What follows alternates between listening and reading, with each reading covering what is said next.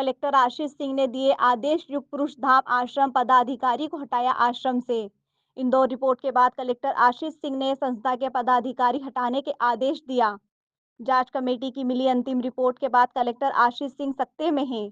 उन्होंने अंतिम रिपोर्ट हाथ में आते ही तत्काल विभाग को आदेश देकर आश्रम की संचालिका अनीता शर्मा के साथ ही आश्रम के अध्यक्ष जानवी पवन ठाकुर और उनके पिता व संस्था के सचिव तुलसी शादा जी को पद से हटा दिया है। देखिए, युग पुरुष धाम में जो हम लोगों ने शोकॉज नोटिस जारी किया है उसमें संस्था का जवाब आया है और इसके अलावा एक उच्च स्तरीय जांच कमेटी जो हम लोगों ने गठित करी थी उस जांच कमेटी की अंतिम जो रिपोर्ट है वो भी प्राप्त हुई है। उस रिपोर्ट में निश्चित रूप से ये बिंदु आए हैं कि कहीं न कहीं संस्था के द्वारा लापरवाही करी गई है और रखरखाव से संबंधित कुछ बिंदु भी उठाए गए हैं और इसके साथ-साथ जो डेथ्स हैं, टोटल डेथ्स जो है वो 10 हुई हैं, जो घटना जिस समय हुई है अगर उसके पिछले 4-5 दिनों की बात करें। कुछ जो डेड बॉडीज़ थी उनको बिना पीएम के ही परिजनों को सौंपने की बात भी रिपोर्ट में आई है, तो निश्चित रूप से ये काफ़ी गंभीर चीज़ें हैं और इसका संज्ञान लेते हुए जो संस्था है उसके अध्यक्ष और उसके सचिव को तत्काल प्रभाव से जो उनके बायलॉज हैं उसके आधार पर हटाने से के निर्देश हमारे द्वारा प्रसारित किए जा रहे हैं।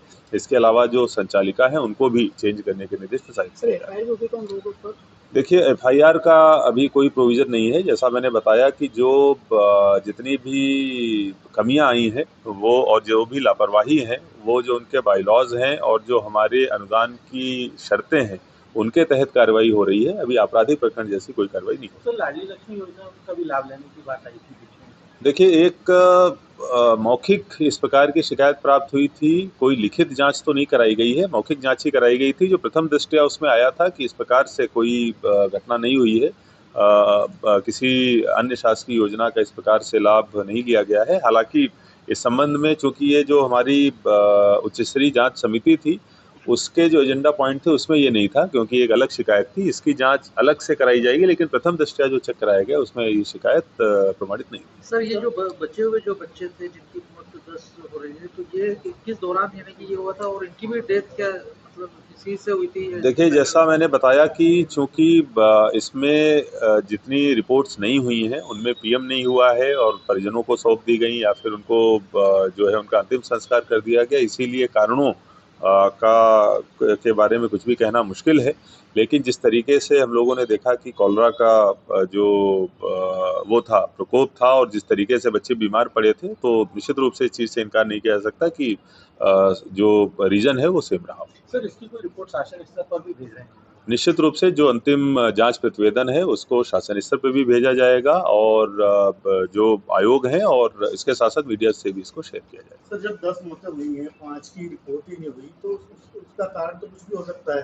क्यों नहीं इससे एफआईआर हो रही, क्यों नहीं इसके ऊपर पुलिस फर्दर जांच करती? क्योंकि इन बच्चों के अलावा आरोप ये भी कि और भी बच्चों की डेथ हुई है, कुछ बच्चियां मिसिंग है, नामजद हैं उनकी जो बच्चियां मिसिंग है।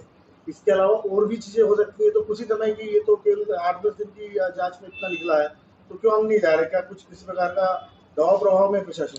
देखिए, इसमें अगर हम लोग पूरे संस्था के रिकॉर्ड की बात करें, पिछले 15 सालों से संस्था काम कर रही है, अगर पिछले 15 सालों के रिकॉर्ड को तलाशा जाए, खंगाला जाए, उसकी जांच हो, तो मुझे लगता है कि एक बहुत बड़ी और ऐसी एक्सरसाइज होगी जिसका कोई आउटपुट नहीं निकलेगा। जहाँ तक बात है कि वर्तमान में जितने बच्चे थे जिस समय ये प्रकोप हुआ है जो इसका कॉलरा का, उस समय जितने बच्चे थे वो उसमें से कितने बच्चे बीमार पड़े, कितने बच्चों का इलाज हुआ, कितने बच्चों की मृत्यु हुई, ये हमारी उच्च स्तरीय जांच कमेटी ने इसको अपने संज्ञान में लिया है और उसी आधार पर रिपोर्ट दी है। इसीलिए लापरवाही पाते हुए सचिव और अध्यक्ष को हटाने की और संचालिका को हटाने की कार्रवाई करी जाएगी। तो 50 से ज्यादा बच्चों की अभी ये है कि वो ट्रेस नहीं हुआ अभी तक। देखिए, ये इस प्रकार की कोई भी जांच करना जिसमें 50 बच्चे और शुरू से लेकर आखिरी तक के सभी रिकॉर्ड्स की जांच करना उस कमेटी के दायरे में नहीं था, उस जांच के दायरे में नहीं था। अगर इस तरीके की कोई जांच हमको किसी आयोग के द्वारा या शासन के द्वारा सौंपी जाती तो हम लोग करेंगे। जैसा मैंने बताया कि अगर हम लोग पिछले 15-17 सालों के रिकॉर्ड की बात करेंगे तो ना ऐसी कोई जांच संभव है, ना ऐसे दस्तावेज उपलब्ध हैं और ना इस चीज का कोई आउटपुट निकल। शोकॉज नोटिस में भी हमने लिखा था, शोकॉज नोटिस में भी कि क्यों ना आपके खिलाफ FIR की जाए या लीगल एक्शन लिया जाए। तो उसमें हमने किया था और उन्होंने